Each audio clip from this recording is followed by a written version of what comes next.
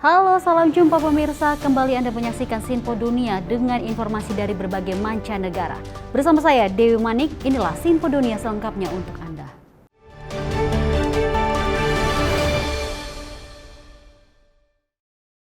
Pemirsa, informasi utama kita, negara anggota NATO disebut memberikan komitmen anggaran pertahanan terbesar dalam sejarah fakta pertahanan tersebut. Jelang KTT dan peringatan 75 tahun NATO, Amerika Serikat dan negara sekutu menjanjikan dokumen jangka panjang untuk mendukung Ukraina. Dalam lawatan jelang KTT NATO di Washington DC, Jens Stoltenberg, Sekjen NATO, berfokus pada upaya Pakta Pertahanan Atlantik Utara ini untuk mendukung Ukraina melawan invasi Rusia.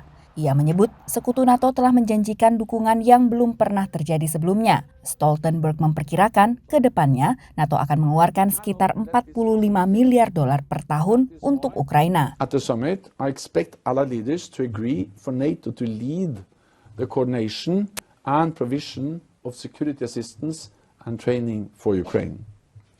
It is also why I proposed a long-term financial pledge with fresh funding every year. The more credible our long-term support, the quicker Moscow will realize it cannot wait us out, and the sooner this war can end. It may seem like a paradox, but the path to peace is therefore more weapons for Ukraine. Presiden AS Joe Biden memuji aliansi tersebut, juga atas komitmen sejumlah besar negara anggota terkait anggaran pertahanan. NATO was founded 75 years ago, and I think the lessons we've learned then and about standing together to defend and deter aggression have been consequential. And we've made NATO, under your leadership, we made it larger, stronger, and then it's more united than it's ever been. 23 dari 32 negara anggota NATO berkomitmen untuk menggunakan sedikitnya 2% dari PDB mereka untuk anggaran pertahanan. Invasi Rusia atas Ukraina adalah perhatian utama NATO saat ini. Ukraina yang bukan anggota NATO adalah batas paling timur sejumlah negara Eropa dengan Rusia. Sejak aneksasi Rusia atas Crimea pada tahun 2014, aspirasi Ukraina untuk jadi anggota NATO terus dijajaki. Namun aplikasi resmi baru diajukan pasca serangan Rusia pada tahun 2022. Meski tak masuk NATO, analis menilai Ukraina masih banyak mendapat dukungan bilateral dari sejumlah negara. Some of them pledging, basically mutual defense, others pledging military support over a longer period of time. So again, the Ukrainians can count on that support. Upaya NATO untuk lebih proaktif dalam mendukung Ukraina jadi salah satu potensi agenda KTT NATO bulan depan. The main issues still are, what does the alliance say to Ukraine after it pledges of support over the last few weeks? What is the nature of the NATO-Ukraine relationship going forward? NATO is taking over from the United States the military assistance and coordination of military training for Ukraine. That's a major step that's happening right now. Jepang, Australia, Korea Selatan, dan Selandia Baru dijadwalkan untuk turut hadir dalam KTT NATO yang menurut analis jadi cerminan kewaspadaan akan potensi berkembangnya ancaman di luar Atlantik Utara. Dari Washington DC, Virginia Gunawan dan tim VOA. Sejak dicanangkan pada tahun 2001, setiap 20 Juni diperingati sebagai Hari Pengungsi Sedunia oleh PBB. Tahun ini PBB mencermati peningkatan signifikan jumlah pengungsi dari wilayah konflik yang berada satu dekade ini terakhir bahkan telah berlipat ganda. Amani dan 3 anaknya telah 6 kali mengungsi dari perang di jalur Gaza. Pertama, mereka melarikan diri dari rumah mereka di Beit Lahia, Gaza Utara. غادرت لأنه كان القسم متواصل وخوف طبعا وبس ما فيش كان يعني لا إرسال ولا يعني مراسلات ولا كان مناشير ولا شيء يعني عن طريق الناس اللي تخوف بعض. Perang yang berawal di Gaza Utara membuat Amani dan keluarganya bergerak ke selatan, tapi pertempuran antara tentara Israel dengan kelompok Hamas juga bergerak ke selatan. Bila pun ia bisa kembali ke Beit Lahia nanti, Amani sadar kampung halamannya akan jauh berubah. طبعا حتكون غزة مخيفة وحتكون شكلها مخيف جدا من ناحية عدم الكهرباء، عدم المياه، الأرصفة المدمرة، الشوارع المدمرة، البيوت المدمرة.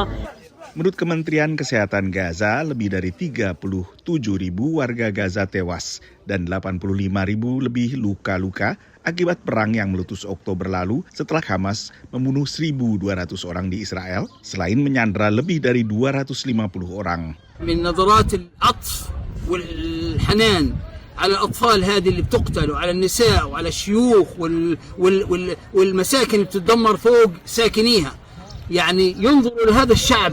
Rafat sendiri memilih bertahan di Gaza. 20 Juni setiap tahunnya diperingati PBB sebagai Hari Pengungsi Sedunia, memperingati mereka yang melarikan diri dari kampung halaman akibat perang atau persekusi. Dan selama setahun terakhir menurut PBB, 120 juta orang melarikan diri dari kampung halaman mereka. Ini adalah peningkatan 6 juta lebih dibandingkan tahun sebelumnya. Hanya sebagian pengungsi yang telah kembali ke negara asal mereka, termasuk Daria, warga Ukraina yang sempat mengungsi ke Italia bersama putri dan ibunya. І ми думали, що це 2 тижні. Цей район, тому що це ж Херсон, ось поряд через поля вже Херсон. Ми читаємо, що деокупований Херсон, і в Миколаєві стало краще. І потроху це вже думка була, що і повертаємось до... Daria akhirnya кembali ke kota asalnya meski pertempuran masih berkecamuk antara tentara Ukraina dengan Rusia. Військовий, він пішов о 5 ранку 24 лютого. Дитина не забуває батька, не знає його, тому що ми поїхали, їй було 6-7 місяців вже виповнилось тоді. І вона ще обличчя не дуже пізнавала. Ми вже рік там, а що я буду робити? Putrinya Sasha kini bersekolah di taman kanak-kanak yang punya ruang berlindung dari bom. Menurut pantauan PBB, 2 tahun lebih sejak serangan Rusia, sekitar 6,5 juta warga Ukraina masih mengungsi. Dari Washington DC, Nova Purwadi dan tim VOA. Informasi selanjutnya, pemirsa, New York gagal memulai kebijakan mobil wajib bayar tol masuk kota yang diantisipasi dimulai bulan Juni ini. Kebijakan ini yang seharusnya jadi yang pertama di negeri Paman Sam untuk mengatasi kemacetan kota New York. Kebijakan mobil wajib bayar untuk masuk kota New York harusnya dimulai pada Juni 2024 ini. Namun, Rabu 5 Juni lalu, Gubernur Negara bagian New York umumkan penangguhan implementasi kebijakan ini. I have directed the MTA to indefinitely pause the program. April lalu, kebijakan ini disepakati dengan biaya $15 per mobil yang masuk ke kawasan pusat kota Manhattan. Diumumkan berlaku permanen efektif Juni 2024. Namun Gubernur New York sebut ini bukan saat yang tepat. It was also enacted in a pre-pandemic period, where workers were in the office 5 days a week, crime was at record lows, and tourism was at record highs. Circumstances have changed, and we must respond to the facts on the ground, not from the rhetoric from 5 years ago. Penangguhan ini dilakukan setelah infrastruktur telah dipasang, seperti kamera, sensor pembaca plat nomor mobil, hingga kontrak dengan vendor bernilai $500 juta berdasarkan kantor pendanaan mandiri kota New York. Kebijakan ini tadinya diproyeksikan bisa mengurangi kemacetan, seperti yang ada di belakang saya, di kota New York ini hingga 17%, sekaligus menjadi sumber pendapatan baru untuk kota dan untuk memperbaiki mutu atau kualitas dari transportasi publik kota New York. Pengelola transportasi publik MTA memperkirakan pendapatan dari kebijakan ini bisa mencapai $1 miliar Amerika Serikat per tahunnya. Pemasukan dari skema tol ini ditargetkan bisa memperbaiki sistem transportasi publik New York, termasuk kereta subway atau kereta bawah tanah yang termasuk salah satu yang tertua di dunia, yakni beroperasi sejak 1904. This policy is urgent to implement because it includes a lot of essential upgrades, and not just upgrades, but maintaining a state of good repair of equipment, things like train signals that are decades old and must be replaced. Also protection from things like floods during extreme storms. Pembatalan ini menuai protes dari warga New York. Most working class New Yorkers take public transit into the central business district. Most New Yorkers don't own a car.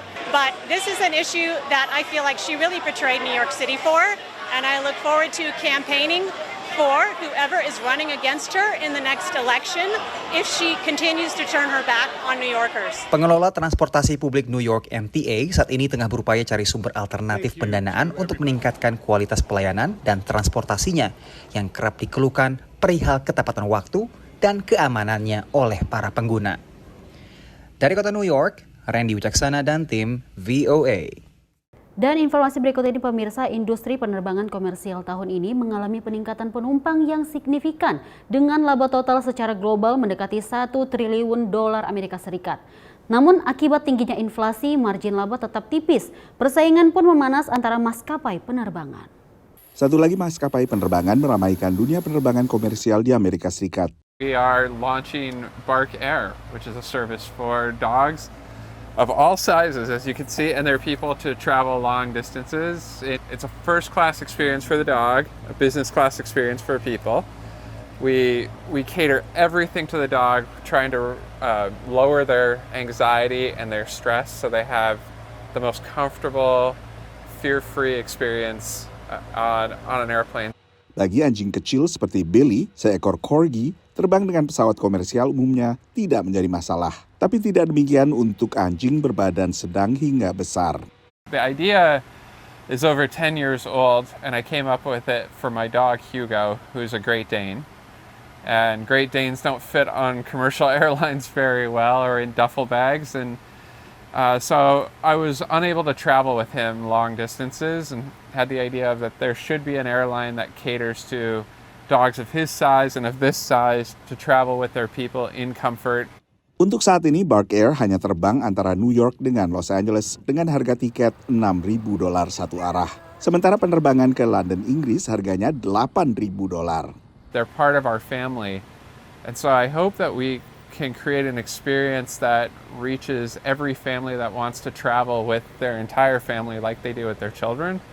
And that means serving as many routes as we can, making the costs more affordable, more attainable for every family or most families.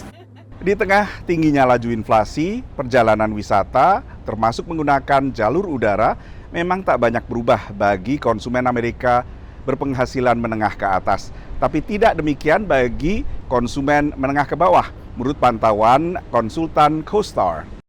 Data CoStar menunjukkan penurunan signifikan permintaan untuk kamar hotel dari konsumen menengah ke bawah. Sementara Asosiasi Transportasi Udara Internasional, IATA, memperkirakan laba dari industri penerbangan secara global masih minim. I'm pleased that we've been able to update the outlook for the industry for 2024 and increase the forecast profitability to $30 billion. The important point, however, is that the margin remains wafer thin. We're still looking at a margin of just over 3%. So when people look at our industry, they're often focusing on the top line revenues of close to $1 trillion. But that margin performance is still well below where the industry needs to be. Meski demikian, kondisinya telah jauh membaik dibandingkan 2020 saat industri penerbangan global rugi sekitar $140 miliar. Dari Washington DC, Nova Purwadi dan tim VOA. Terima kasih masih bersama kami dalam Sinpo Dunia. Pemirsa, kita lanjut informasi berikut ini. Dalam pemasaran mobil listrik atau EV, Tiongkok menjadi pemain dominan. Namun, Amerika Serikat ini belakangan juga Uni Eropa menilai dominasi ini diperoleh dengan praktik anti-kompetitif. Tak lama setelah Amerika Serikat menaikkan tarif atas EV Tiongkok, Uni Eropa juga umumkan tarif serupa. Seperti apa? Ini dia informasinya. Komisi Eropa, lembaga eksekutif Uni Eropa, pada pertengahan Juni mengancam kenaikan bea impor sebesar 38% bagi mobil listrik alias EV dari Tiongkok. Kenaikan tajam dari tarif saat ini sebesar 10%. Tiongkok dituduh melakukan praktik anti-kompetitif.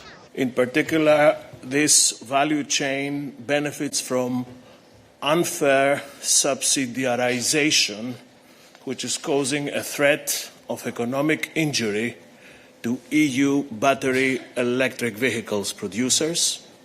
Merespons tudingan ini, Tiongkok balik menuduh Uni Eropa melakukan praktik proteksionisme dan mengancam reaksi keras. 我们敦促欧方恪守支持自由贸易、反对保护主义的承诺，同中方一道维护好中欧经贸合作大局。中方将采取一切必要措施，坚定维护自身合法权益。 Sebelumnya Amerika Serikat juga meningkatkan tarif atas mobil listrik Tiongkok dari 25% ke 100% tahun ini, juga dengan alasan praktik anti-kompetitif yang dilakukan pemerintah di Beijing lewat beragam subsidinya. These tariffs were well within the expected range, and I think while they will certainly be felt, they're by no means the end of Chinese EV sales in Europe.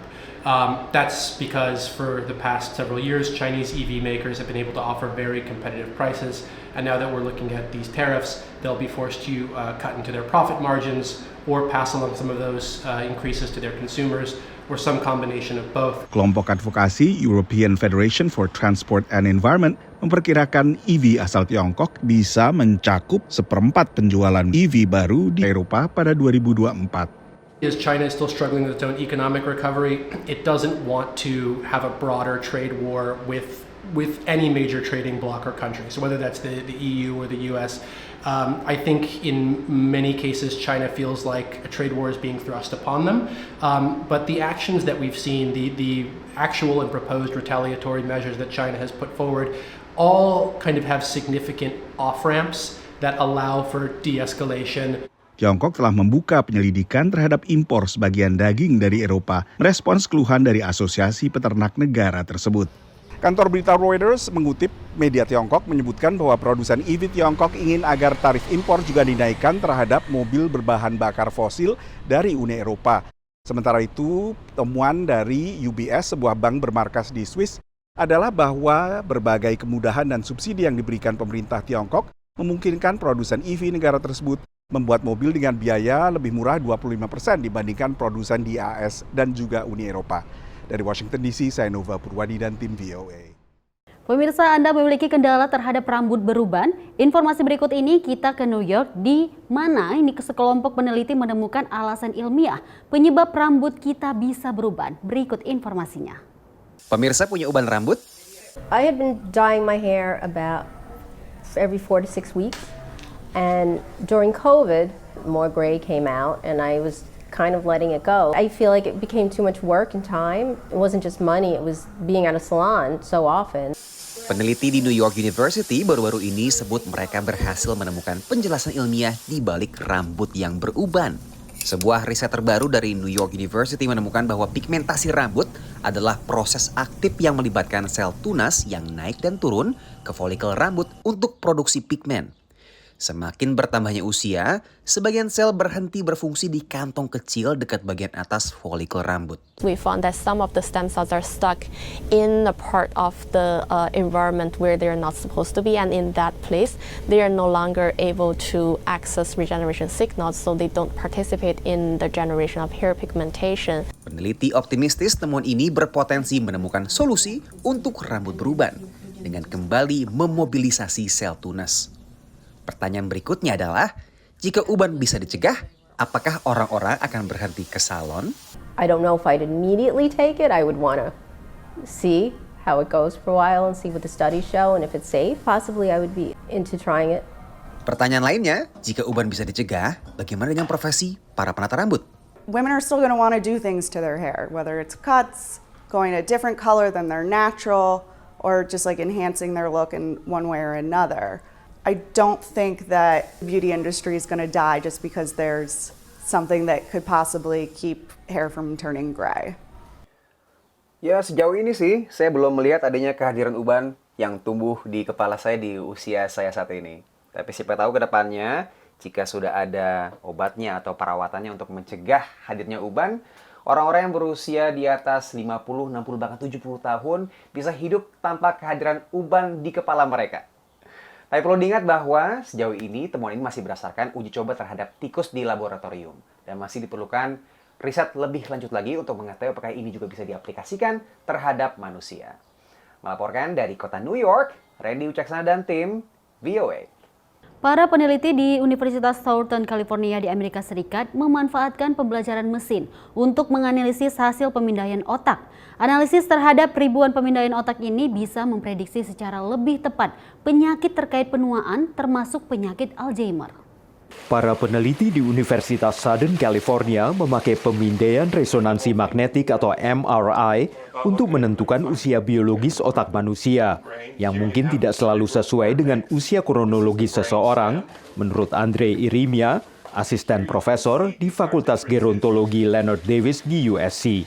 If a 45-year-old has the brain of a 55-year-old due to poor lifestyle choices, then that can also increase risk for disease, because brains that are biologically older are typically a lot likelier to become ill and they have higher risk for neurodegenerative disease, including Alzheimer's disease. Tim USC memanfaatkan pembelajaran mesin untuk mengembangkan program yang dilatih dengan 4.800 pemindaian MRI otak yang sehat yang kemudian diuji cobakan pada 300 pasien dengan penyakit neurogeneratif. Pembuat perangkat lunak Paul Bogdan mengintegrasikan kaca pembesar untuk memperbesar wilayah otak yang berbeda ke dalam arsitektur pembelajaran mendalam pada program ini. The role of the deep learning architecture is to look at each region in the three-dimensional space, see if that particular region contributes to predicting the age, and if it does, it also quantifies how much it can help to predict the age of the brain. Menurut Paul, dengan melakukan pembesaran citra, maka bisa diperoleh analisis yang lebih kaya tentang penuaan otak antara laki-laki dan perempuan. Karena setiap jenis kelamin memiliki perubahan berbeda yang terjadi di area otak yang berbeda. Menurut para peneliti, manfaat medis lainnya dari pembelajaran mesin adalah kemungkinan penyaringan sel darah yang bersirkulasi untuk mengidentifikasi kanker. Dari Arlington, Virginia, saya Helmi Yohanes dan tim VOA. Pemirsa, informasi tadi menutup perjumpaan kita kali ini. Saya Dewi Manik dan mewakili seluruh kerabat kerja pamit undur diri. Terima kasih atas kebersamaan Anda dan sampai jumpa.